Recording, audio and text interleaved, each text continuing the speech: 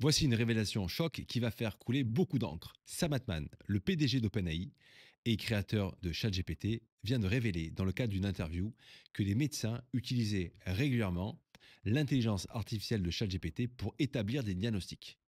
Alors, est-ce que je suis surpris de cela? Pas vraiment. Et en effet, il suffit simplement de prendre en considération l'évolution de l'intelligence artificielle sur cette dernière année pour tout simplement prendre conscience d'une énorme évolution et surtout d'une technicité qui est de plus en plus accrue. Je prendrai que l'exemple des avocats.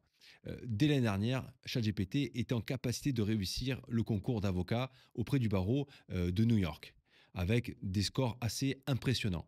Désormais, ce sont les médecins qui sont face à cela. Je vais vous donner un exemple. L'intelligence artificielle de Google, MedPal, a en effet, de son côté, réussi l'examen pour devenir médecin avec un taux de 64%. Il faut savoir que les médecins devaient obtenir un score de 60% de réussite pour pouvoir valider cet examen. Et là, l'intelligence artificielle a surplanté véritablement les résultats.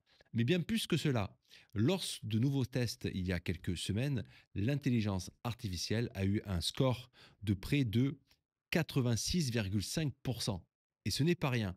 Cela démontre bien qu'il y a une évolution et que ces intelligences artificielles sont de plus en plus compétentes. Mais au-delà de cela, si on prend en considération l'intelligence artificielle Deep Learning, il s'agit également d'une intelligence artificielle développée par Google et cette dernière a un score extraordinaire sur l'évaluation des cancers du sein. En effet, avec un taux de réussite de plus de 99%, cette dernière surplante les médecins. Et là, c'est le spécialiste en dommages corporels et en responsabilité médicale qui vous parle.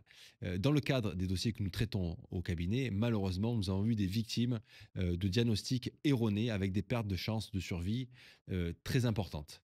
Et si les médecins avaient utilisé finalement cette intelligence artificielle pour faire le diagnostic, nous n'en serions pas arrivés là. Alors, tout ceci pose des questions d'éthique très importantes.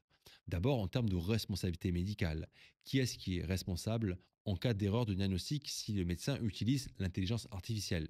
Spontanément, je vous dirais que c'est bien entendu le médecin, puisque c'est à lui de faire les vérifications nécessaires.